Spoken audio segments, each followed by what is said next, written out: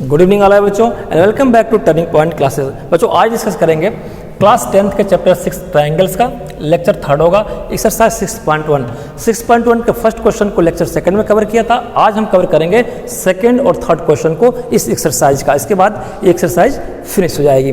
अच्छा चलिए एनसीईआरटी की एक्सरसाइज है, क्वेश्चन उठाते हैं पढ़ते हैं। Question second, give two different example of pair of similar figure non similar figure. Question simple है, उन्होंने कहा कि दो एग्जाम्पल बताओ सिमिलर फिगर के और दो एग्जाम्पल बताओ शेप बना करके नॉन सिमिलर के। कितना इजी है, कितनी बार डिस्कस हम लोगों ने किया है। आइए इस क्वेश्चन सेकंड के फर्स्ट पार्ट को करते हैं। ठीक है, फर्स्ट पार्ट में कहा है कि आप बताओ कि कितने दो एग्जाम्पल बताओ सिमिलर के और दो एग्जाम्पल बताओ नॉन सिमिलर के। तो पहले लेते हैं सिमिलर के।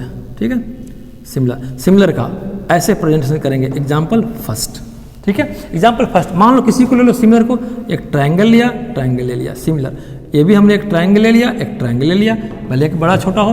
तो देखो शेप एक ही है, शेप एक का मतलब क्या, रूप एक सिमिलर। यानी ट्रायंगल है तो ट्रायंगल ही है। यहाँ ट्रायंगल है, यहाँ मैं सर्कल लिख दूँ, सर्कल बना दूँ तो ये सिमिलर नहीं कहलाएंगे, शेप सेम नहीं कहलाएंगे। ये दोनों के दोनों किसके एग्जाम्पल है, सिमिलर के हैं। साइज की बात नहीं कर रहा हूँ, प्रोपोर्शनेट साइज की बात नहीं कर रहा हूँ, शेप की बात किया मैंने। सिमिलर कब होंगे, जब शेप सेम होंगे और देखने से लग रहा है कि इनकी साइड इक्वल नहीं होगी। ठीक ना, तो ये कौन से हैं, सिमिलर होंगे। तो ये किसके एग्जाम्पल है, सिमिलर के। एग्जाम्पल सेकंड ले लो, एक स्क्वायर बना लो चाहे रेक्टेंगल बना लो। मैंने एक ये रेक्टेंगल बनाया, ठीक है, और एक रेक्टेंगल ये बना दिया। तो ये भी एक एग्जाम्पल है किसके, सिमिलर के। शेप तो एक ही है, ये भी रेक्टेंगल ये भी रेक्टेंगल, लेकिन साइड अलग अलग है। फिर ध्यान रखना प्रोपोर्शनेट की बात नहीं कर रहा हूँ, ठीक है, साइड अलग अलग है। चलिए तो ये रेक्टेंगल की हो गई। नॉन सिमिलर की बात कर लेते हैं, यहीं पे लिख लूँ, ये तो सिमिलर की हो गई। और सेकेंड इसमें पूछा है नॉन सिमिलर। ठीक है, नॉन सिमिलर। चलिए नॉन सिमिलर में अब एग्जाम्पल लेते हैं। एग्जाम्पल फर्स्ट, जो सिमिलर ही ना हो तो इसमें कौन सी बड़ी बात है भाई, एक ट्रायंगल ले लो एक सर्कल ले लो। देखो सिमिलर शेप कौन से होते हैं सिमिलर, जो दोनों सर्कल या दोनों ट्रायंगल, एक ट्रायंगल है और एक सर्कल है, ये कैसे शेप हो सकते हैं, दोनों की साइड भी अलग अलग। यहाँ रेडियस की बात होती है, यहाँ पे साइड की बात होती है। ये तो फर्स्ट हो गया। सेकेंड एग्जाम्पल क्या लेंगे, आपकी मर्जी कुछ भी ले लो। फिर मैं एक ले लेता हूँ स्क्वायर का। ठीक है, एक ले लेता हूँ नॉन सिमिलर ना, तो अगर मैंने मान लो ये स्क्वायर लिया, लिख देता हूँ, थोड़ा साफ सही बनाओ, ये स्क्वायर है तो सिमिलर नहीं। तो अगर स्क्वायर नहीं है, अगर यहाँ पे स्क्वायर नहीं है, अगर स्क्वायर लिया तो एक आपने ट्रायंगल ले लिया, ऐसा रेक्टेंगल ले लिया, एक रेक्टेंगल ले लिया, तो ये नॉन सिमिलर है। ये सिमिलर शेप कौन सा, non similar figure, non similar shape. ठीक है, और ये सारे के सारे क्या थे, सिमिलर फिगर कह लो या सिमिलर शेप कह लो। ठीक है, ये क्वेश्चन सेकंड आपका यहाँ पे पूरा हो गया। आइए क्वेश्चन थर्ड की बात करते हैं फटाफट।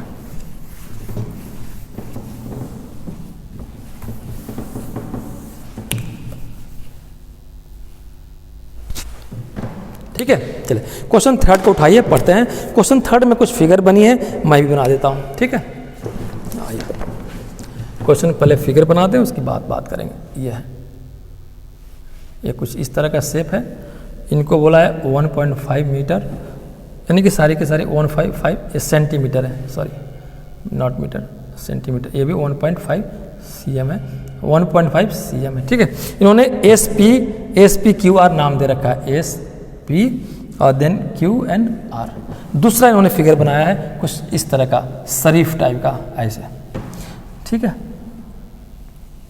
और ये क्या है बेटा, स्क्वायर है। ये 3 सेंटीमीटर दिया, तो मैं ऐसे कह दूं ये सारे के सारे इक्वल हैं। क्या लिखना है, टाइम वेस्ट नहीं करना है। ठीक है, इसको इन्होंने नाम दिया है AB और इन्होंने दिया है C और D, और यहाँ पे कुछ एंगल टाइप का बनाया है, मैं भी बना देता हूँ। ठीक, ये बात आपकी हो गई। अच्छा चलिए आपको प्रूफ क्या करना है, क्या बताना, state whether the following quadrilateral is the similar और नॉट। ये दो क्वाड्रिलेटरल है, दोनों सिमिलर है कि नहीं है, ये आपको बताना है। स्टेट मतलब लिख के बताओ, लिखो।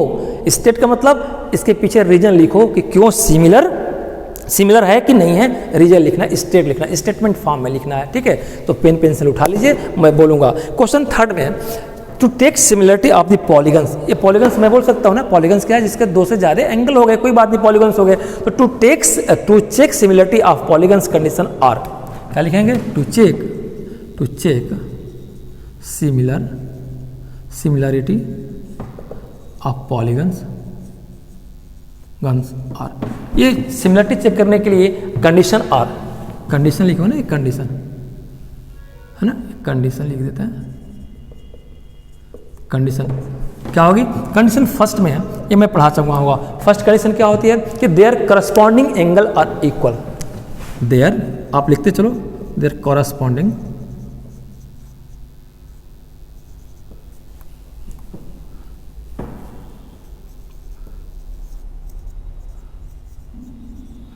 Angles are equal. अब साफ साफ हो गया। एंड यहां पे मैं क्या लिखूंगा? एंड ये तो होगा, ये भी होना चाहिए, दोनों में से एक नहीं, दोनों ही मस्ट है। Their corresponding angles are equal and their corresponding sides are in same ratio. ध्यान देगा, their corresponding sides are in same ratio. फिर से समझिए, यहां पे मैंने लिखा है सेम रेशियो, ये पढ़ा चुका हूं अभी जस्ट पहले कि सिमिलरिटी चेक करने के लिए दो कंडीशन का होना, दोनों का दोनों एंड लिखा है मैंने, करस्पॉन्डिंग एंगल भी इक्वल हो। करस्पॉन्डिंग एंगल क्या हो गया इनके कि अगर ये दोनों हैं, जैसे आपने देखा तो ये एंगल है तो ये एंगल करस्पॉन्डिंग एंगल भी इक्वल होना चाहिए और करस्पॉन्डिंग साइड्स की जो रेशियो है वो सेम होनी चाहिए। करस्पॉन्डिंग साइड्स क्या बोले तो क्या बोले, ये और ये इनकी रेशियो जब निकालोगे और इसकी रेशियो, इसकी करस्पॉन्डिंग, ये करस्पॉन्डिंग, ये सभी आपस में बराबर होनी चाहिए, ये मतलब है। ठीक है, इसको फिगर को देखो, ये साइड्स 1.5 की है, कितना है 1.5 की है और इनकी साइड क्या है, ये 3 cm है, ये 3 cm है, cm लिखना भाई, ये 3 cm है। ठीक, करस्पॉन्डिंग साइड्स क्या बराबर है?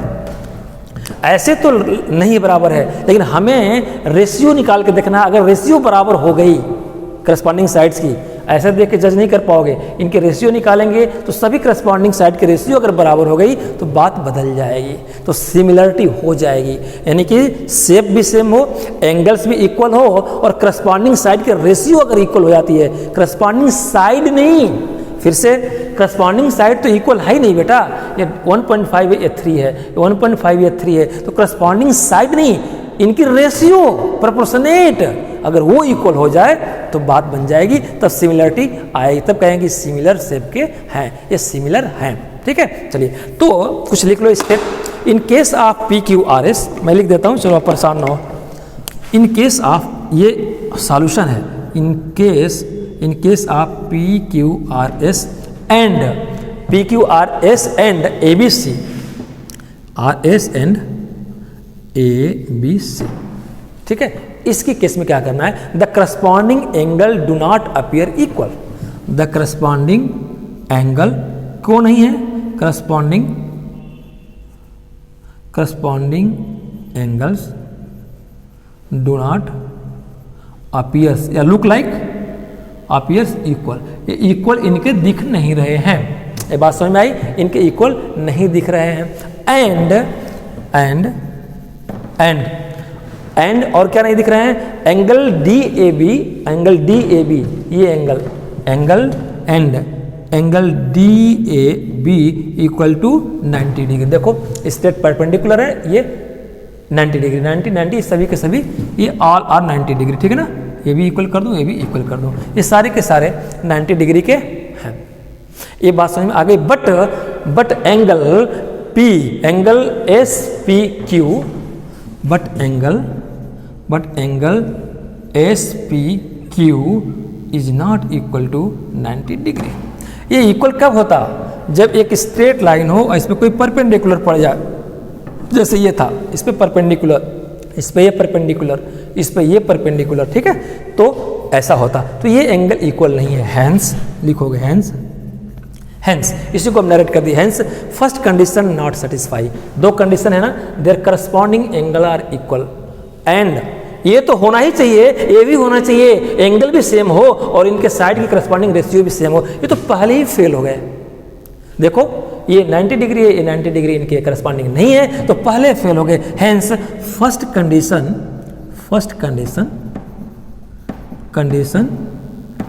Is not satisfied. अगर पहले ही सेटिस्फाइड नहीं है तो दूसरे के बारे में प्रोपोर्शनेट रेशियो निकाल के चेक करने की जरूरत नहीं है। मैंने क्यों लिखा है ऐसा फिर समझिए, ये और ये दोनों ही सेटिस्फाई करने चाहिए, बोथ। लेकिन ये पहले फेल हो गए तो इसको चेक करके टाइम वेस्ट करने की जरूरत नहीं है कि प्रोपोर्शनल रेशियो बराबर है कि नहीं है, टाइम वेस्ट नहीं करना है। पहले फेल हो गए तो ये आंसर ही फेल हो गया, ठीक है। तो मैंने क्या लिखा कि hence first condition is not satisfied so they are not similar, so satisfied so they, कौन दे, ये दोनों, दे आर नॉट सिमिलर। ये आपका स्टेट हुआ, क्वेश्चन ने कहा है कि स्टेट वेदर, स्टेट मतलब लिखो, बताओ उसको थ्योरी के रूप में, ठीक है ना। जो मैंने 2 एग्जांपल दे रखा है, ये क्वेश्चन ने कहा है। तो फिर से एक बार मैं इसको रिवाइज कर दूं कि सिमिलरिटी के लिए 2 कंडीशन जरूरी है, दोनों का दोनों होनी चाहिए। फर्स्ट की दोनों की करस्पॉन्डिंग एंगल बराबर हो और करस्पॉन्डिंग साइड रेशियो में सेम हो, दोनों हो तो कहेंगे कि सिमिलर है। लेकिन यहाँ पे तो पहली कंडीशन में ही फेल करेंगे, एंगल ही बराबर नहीं है, इसलिए डोंट गो फॉर सेकंड, बस लिख दो कि in case of P Q R and ABC the corresponding angle does not appear equal and D A B 90 degree but this angle is not 90 degree. तो first condition fail, therefore not similar. Similar होने के लिए दोनों condition fulfil होना जरूरी है। अच्छा, और लास्ट में एक आंसर लिख दो ऐसे, ये तो आपने स्टेट किया, कंक्लूजन कर दो या आंसर भी लिख सकते हो ऐसे, आंसर करके कंक्लूजन लिख दो या आंसर लिख दोगे, क्या लिखेंगे कि नॉट सिमिलर,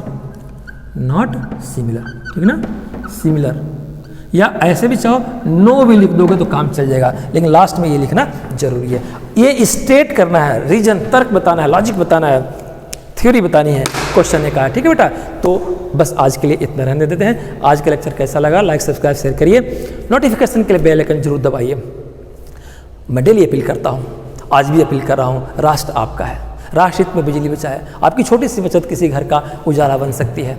और ध्यान रखें, बिजली की चोरी दंडनीय अपराध है। Please save electricity in the interest of your nation, our nation. Your little saving may be useful to needy, and mind it, theft of electricity is a punishable offense. Thank you very much. Good night, all of you.